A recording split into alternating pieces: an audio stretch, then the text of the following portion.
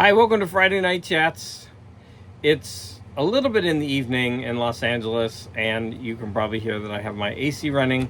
It's just it's not really awful, but it's just to the point where, you want to have that little bit of air just to cool yourself down. I really don't have a lot. My camera's bopping.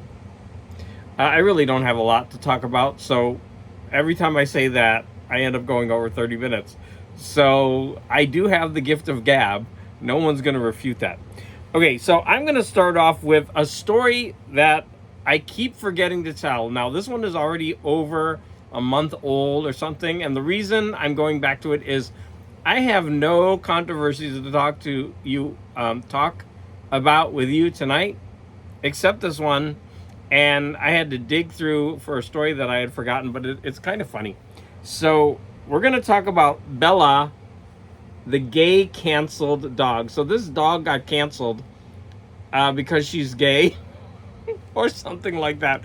So the story behind this is the owner of Bella called to the collar protection that they can track. And the person online was trying to say, hey, you should get this package for your dog, I to be honest with you, the details are a little bit fuzzy, but the guy was trying to, or the person on the phone was trying to push something, and the owner of Bella just said, you know what, could we just stick to what I need? I need you to activate the location tracking on, Bella's collar.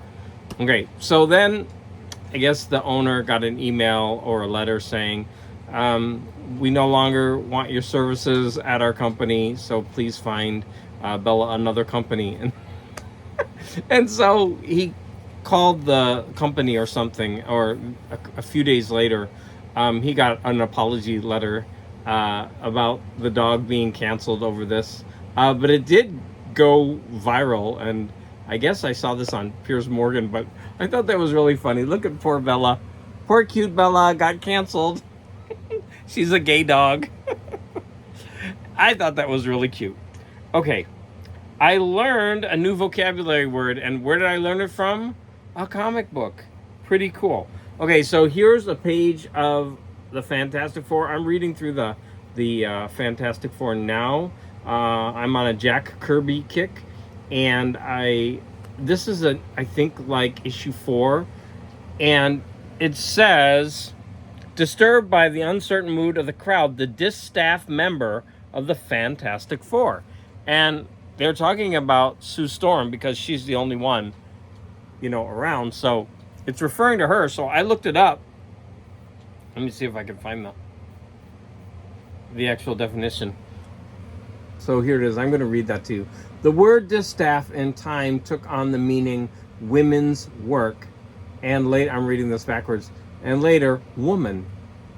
The noun distaff is largely, oh God, I can't read that, used in this way today, but the female members of a family are still referred to as the distaff side. I'd never heard that. It's really funny, because I think I told this story before, but that word, I was having trouble because so many of the letters in the alphabet are either just flipped versions, or they're flipped up or down, or they're flipped left and right, and they're the same letter. It was really strange. I never actually realized that until I was teaching the alphabet to some children in Japan, and they kept putting the letters backwards, and it kind of clicked. Oh, it's actually the right letter, but they just flipped it the wrong way, and it kind of clicked. I don't know why. It was funny. Of course, I do remember as a kid when I would have to write the letters over and over again, and I think I always had trouble with B and D, and that one's important for me because D is in my first name twice, so I needed to master that letter. All right, so since we're talking about the Fantastic Four, I want to show you, I think this is actually from issue 1 or 2. I mean, first off, look at how the thing is drawn. Look at Susan Storm's hair, and he says, "One side, woman." One side, woman. I mean, the way she's treated in these comics is pretty hysterical. I mean, a feminist wouldn't find it hysterical. And then here, look at the great colors on this. There's the Submariner, and he's trying to woo. He just met her, and he was like, "You're the loveliest human I've ever seen. If you will be my bride, I might show you mercy. I might show God, I can't read tonight. I might show mercy to the rest of your pitiful race." And she's like, "How can I make such a choice?" I mean, seriously, he just met her, and he's like, "I'm gonna make you my bride, woman." That's so funny. One side, woman. All right, so there you go. We went over Bella and the Fantastic Four. I might as well talk about the other book that I started reading, right? Besides the, excuse me, the Fantastic Four, I started this big old thing. So this is the Black Science Compendium. It has the first 43 issues of the Image comic, and I'm about, I would say, like 1/3. I think I've read 10 of the 43, so not quite 1/3. I'm gonna say the art is interesting. I love the splash pages that the artist does. They're beautiful to look at. But when it comes to details in the actual panels itself, I'm kind of like, So, yeah, I don't know. So far, the story is interesting. It's right in my wheelhouse. But for some reason, it's not quite clicking with me. It's about a family that accidentally is on this. They get, the father is creating a multi-dimensional device, and somebody, it's very lost in space. Someone sabotages it, but at the last second, the family show up and they all get sucked out, and they start they start universe hopping, or how would I say, not universe, multiverse hopping, and they never know what time they're going to have in that universe because the time is also broken. So they don't know where they're going, and they don't know how long they're going to have, and every place they go to is pretty much hostile. Okay, my dog is kind of, come on, jump up, come on. Thank you. Okay, now you can lay down, right? Okay, I got my show to run. Angel, be good, okay? All right. So we are now going to get to the movies that I watched. Oh no, I want to talk about Aaron Mutha Alamer. So Aaron surprised me today because a few months ago I was just joking, and I said, "Hey, I challenge you to a rat throw." Oh my God. I challenge you to a rat throwdown. You don't need to put your butt in the camera, Angel. Oh, he's getting crazy. And, kind of forgot about it. And then I was scrolling through, and I saw that he had made a 45-minute video, and he was very objective about it. He broke down 3 Rat albums, and he scored each song, and he went to all that trouble, so I was convinced he won. He proved why his album was better than mine, but it's a great video. It's great fun, and if you like Rat, you'll really enjoy it because he puts rather large chunks of each song, but he does it by cut. So, for example, he'll do the first track from each album, then he does the second track, then he does the third, and it's a really interesting way to go in depth to those 3 albums. So kudos to you, Aaron Mutha Alamer. You did a great job on that video, and you put me in my place. So, wait, there was another, I think I wanted to talk about someone else on YouTube. Oh, I forgot. I could just, complain. Why don't I complain? Hey, that's fun. I'm at like 479, and I was at 480. It was so nice to hit 480 subs. And then, like, 1 sub left. And I was like, oh my gosh. I'm, like, trying to get to 500 for so long, and 480 was a good landmark.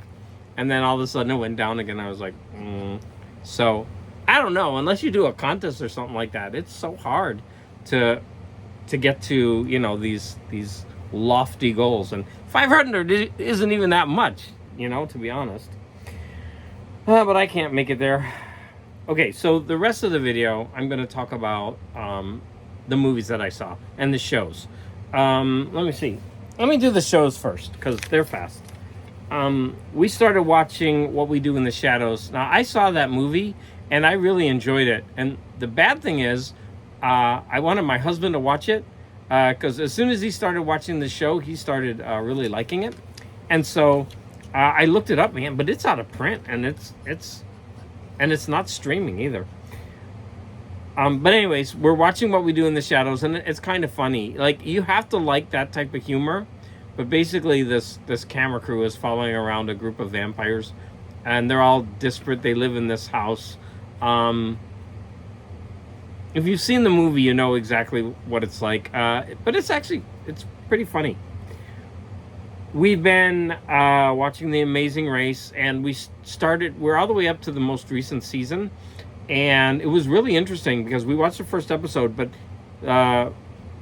Phil, I don't know if I can say his last name, Kyogen. He comes on and says, "Hey, we filmed 3 episodes of The Amazing Race, and then we had to shut down production for 20 months because of COVID. And then after the 3rd episode, they all come back and they continue the race." So I'm really looking forward to seeing how that time change affects the race. It's kind of interesting. But anyways, my husband and I are great. We love The Amazing Race. It's so much fun. We've been watching Hell's Kitchen. We're also watching this new. Well, I don't think it's new. We just didn't know about it.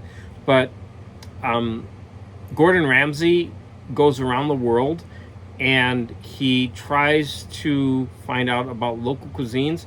But what's really interesting about it, I mean, a lot of people do that. He goes way into the countryside, and he has to go and get the ingredients themselves. He's being led. And, you know, some of these ingredients are really difficult to find. And then he sits down with local families, and he's got to cook for them after 1 week. And he's also going against a native chef. And it actually is a really nice recipe. So we've only watched 3 or 4 episodes, but there's 3 seasons. There's like 10 episodes per season. So it's kind of a fun show.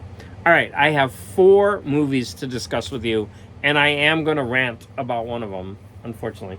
All right, let me go ahead and get this going. Okay, so the first movie I want to talk about with you is the movie Vesper.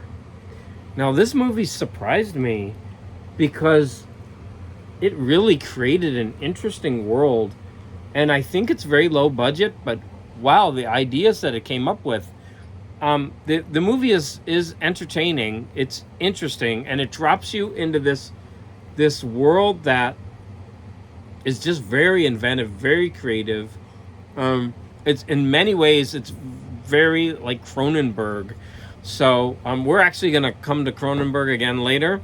But I don't know. So if you know Cronenberg, it's his movies are very weird, and there's a lot of like body. I don't know how to say it. Like body, just weird things that you do with your body, and there's going to be a lot of juices and a lot of like entries into bodies and all that kind of stuff. So you're going to get a lot in this movie, but I'm not going to say this is an amazing movie. But if you like sci-fi, you're going to do yourself a disservice if you don't watch this movie, because it's so inventive, it's so creative. So here's another a close-up of the poster. I think I either saw this on Hulu or Netflix. Next one, it was Keira Knightley in The Boston Strangler. And so she is a female reporter who's trying to be taken seriously, and she wants to investigate the Boston Strangler case. It's very well acted. I really enjoyed this movie. It also has, I'm sorry, I don't know her name, but she was in The Leftovers. She's excellent in this movie. If you like the subject matter, you know, people investigating the Boston Strangler, and you know, it's based on a real case, and because it's real, things aren't always tidy the way they should be. But because of the acting and the story, I recommend this one. I enjoyed it a lot. We watched Bird Box Barcelona, and I was a bit iffy about this one because, you know, it was It was riding on the coattails of a super famous movie that kind of put Netflix on the map. So the first Bird Box was with oh gosh, here's my Alzheimer's coming in again. The super famous actress from Speed and Gravity. Why can't I remember her name? You know who I'm talking about. That movie kind of made Netflix. It exploded on Netflix. It was a good movie. I think that this one lived up to it. It was also really interesting. It had great special effects. It told an interesting twist. It took the idea and turned it into a new direction to keep it interesting. And it takes place in a foreign country, even though there are some English-speaking characters in it. In fact, it's a multinational cast because he speaks Spanish, she speaks English, and there's the child, she speaks German. And so it's an interesting mix. And I'm going to say that if you like the first one, you'll probably like this a lot more. Although, if you like the first one just because of the star that was in it, whose name I can't remember, I'm not sure if you like this as much, right? Sandra Bullock. That's it, Sandra Bullock. Thank you. I know you're all out there punching the screen saying, Garage Geek, it's Sandra Bullock. Yeah, I really enjoyed this movie. For what it was, it's not gonna be a waste of time, I don't believe. Here's another scene from it. Okay, and the last one I'm going to talk about, the one I'm going to rant about, is the movie Infinity Pool. Let me show you this cool art for this movie. That actually figures into the movie a lot. Now, here's where we go back to Cronenberg, because this is actually by the son of Cronenberg, and I think his name is Brandon Cronenberg. And here's the movie post, another movie poster. It looks like this. Now, I'm going to talk about this movie, but I'm going to spoil it. And the reason I'm going to spoil it is this movie made me so mad. I actually turned it off, and then I went back later and I finished it. So this has Alexander Skarsgård, the Eric the vampire from True Blood. He stars in this. And I'm going to tell you, for the first 30 or 40 minutes, I was spellbound. It really brought up a lot of tension. It was beautifully filmed, beautifully shot. I just said beautifully filmed, beautifully shot. But the story hooked me. And then, the director does a great job of having you feel dread. You know something bad is going to happen, and you're waiting for it to happen. And he was slowly building it up, and he did a really good job. And then when the idea is finally put out to you about the movie, it was so cool. And I'm going to tell you that I was very, very frustrated with this movie, because if you don't want it spoiled, then you should stop now and then go and watch it. But I would love to know, after you do that, what you think about this movie, because ultimately this movie frustrated me. It did bring me back in the end, because I saw what the director was trying to do. But along the way, a bunch of things happened that just frustrated me to no end. I really felt the director wasted the premise of the movie. It could have gone in so many really, really cool directions. Okay, so here's where the spoilers begin. There is a country where people go to visit, and if you commit a crime, they will clone you for a certain fee, and you won't be executed, because they have a no tolerance for crime there, and almost everything that you can do is punishable by death.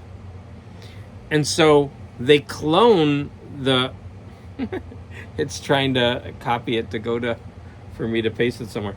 They clone you, and then they execute the clone, and you have to watch. Now, interesting questions arise, like, is that really the clone? Or is the clone gets to live, and then the real person gets to die.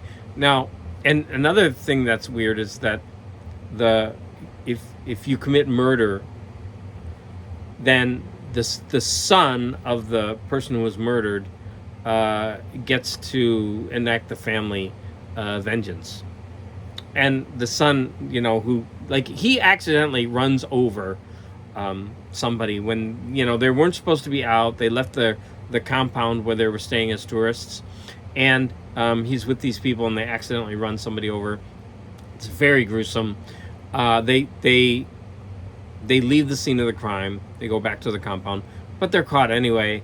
And so he's got to, be executed for this. So they go ahead and double him. And the son is 13 years old. So it's like a child who has to go and kill him with a knife. And up to this point, I was so enthralled with this. And then what happens is the movie becomes sadistic. The guy who is watching it likes what he sees. And this is where it lost me. The man is emasculated throughout the beginning of the movie because he's a frustrated writer. He's not very good at what he does. His wife is rich. She gets her money from dad, and she constantly reminds him of this. It's like he's totally emasculated throughout the film, and I think that's kind of he takes like this pleasure at watching himself be killed. And then he falls in, and this is where it got crazy for me. He falls in with this group, and all they want to do is commit crimes, and they're all rich. And so they basically go there so that they can commit horrible crimes because they can pay and get out of it, and they get to watch. Not only do they get to kill people, but then they get to watch their own selves be executed in these bloody ways, and they get off on it. And like I said, this part of the movie just became too sadistic for me. My dog jumped down. It was examining a dark side of human nature that I don't particularly like. And I know that there are people out there who are like this, but I really wanted it to be more from the average person who is thrown into this situation and how an average person would deal with this. Most people would be so disgusted by the fact of having to watch, not only allowing, like sanctioning it because they had to sign a paper and they had to pay for it for them to make the double. And then watching like a young boy having to come in and stab themselves. And then like the emotional ramifications of that and where it would lead from there. And this whole idea about doubling. I thought it was so neat. I didn't like the sadistic way that this, where this movie went. And actually after a while they keep doing more and more ridiculous things. Crime after crime, ridiculous thing after they're putting themselves in these frankly ludicrous situations. And finally I got frustrated with it, and I turned it off. I had 30 minutes left, and so I gave it a break. I went back to it at the end of the night, watched the last 30 minutes, and it does come full circle. There seems to be some kind of redemption, although he's not really. He's emotionally redeemed, I think, but he's never going to be able to outlive this situation. I don't know. I'm kind of I've already been rambling about this movie for about 6 minutes. I'm just telling you that this movie was fascinating. The ideas were amazing, but ultimately it was so frustrating because of the dark and sadistic nature that this movie took. And so I guess that's what I want to say. I really, really want to know if anybody's seen this movie, Infinity Pool. What did you think about it? Am I just being a wuss here? Is that how people would normally react in this situation? I don't know. It just seemed to spiral out into crazy land for me. And I'm not squeamish about horror movies. I just thought it went in ridiculous places. So please, if you've seen this movie, put a comment below because I want to know what you think. Now, I'm not going to write this movie off. I'm not going to say that this is a 1-star movie. It absolutely isn't. It's a very solid movie that has a major dip in the middle, but it comes to a satisfying conclusion. That's what I'm going to say. So I guess I would say it's a 3 out of 5. But if you're interested, you really should watch this, and I would love to know, again, what you think about it. All right, I'm done. I'm under 30 minutes, so that's a good thing. Yeah, I didn't have much to talk about tonight, but I hope that you found my chat interesting. Sorry you had to put up with Angel's butt in the camera, but that's how these things happen. So I want to thank you again, all of you out there, for your support.